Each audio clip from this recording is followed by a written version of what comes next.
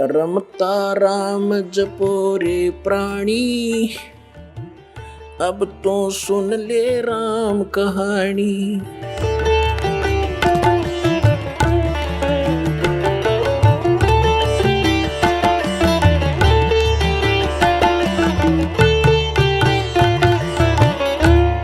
अब माँ के गर्भ में बच्चे को अपना भविष्य का और पूर्व जन्म की सारी याद रहती है कि पिछले जन्म में मैंने क्या क्या गलतियां की, इतने मनुष्य जीवन मुझे मिले, मैंने कैसे बर्बाद कर दिए, संत पूरा मिला नहीं, साधना ठीक बनी नहीं, अटपट करके सिद्धियां प्राप्त करके अपना जीवन नाश किया, फिर 84 लाख योनियां भोगी मैंने। वो सारी इतिहास देखता रहता, पिछली बैकग्राउंड ट्रेलर चलता रहता है इसके आगे।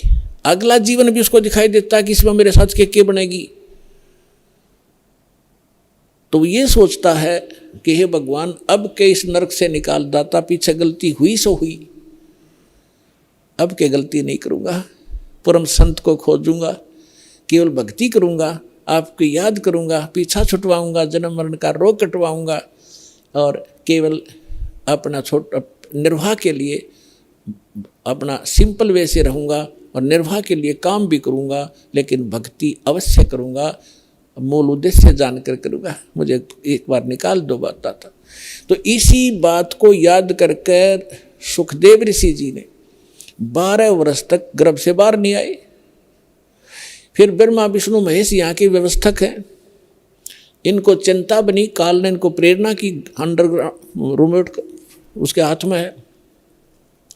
इन्होंने मीटिंग की कि भी एक सुखदेव नाम के एक ऋषि है, एक बच्चा है गर्भ से बाहर नहीं आ रहा है, 12 वर्ष हो गए, ऐसे अगर ये मर्यादा हमारी खराब होगी तो बहनें 12-12 वर्ष तक बच्चों को गर्भ में रखने लगेंगी तो माँ दुखी हो जाएंगी।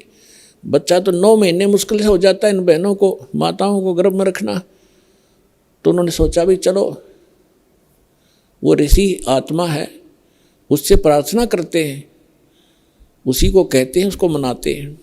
तीनों आगे, तब तीनों ने आकर कहा कि ऋषि भाई सुखदेव तू बाहर आ जा, ऐसे ऐसे हमारी परंपरा खराब मत कर। तब उसने कहा कि भगवान बाहर आते ही आपकी त्रिगुणमयी माया से ये जीव इतना अंधा हो जाता है, इसको भूत भविष्य का कुछ याद नहीं रहता, आप ये अपनी माया रोक लो, तब मैं बाहर आऊँ, कुछ देर के लिए रोक दो। तो उन्होंने कहा भाई देखो, इसको हम नहीं रोक सकते, ये हमारे बस से बाहर की बात है, हमारे अंदर एक ऐसा गुण भर रखा है, तो इसको हमारे लिए रोकना असंभव नहीं है।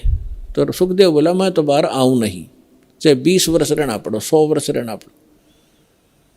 तब उन्होंने लास्ट में ये फैसला किया भी हम ज़्यादा देर नहीं रख सकते, हमारा शरीर फट जाएगा, हम केवल इतनी देर रख सकते।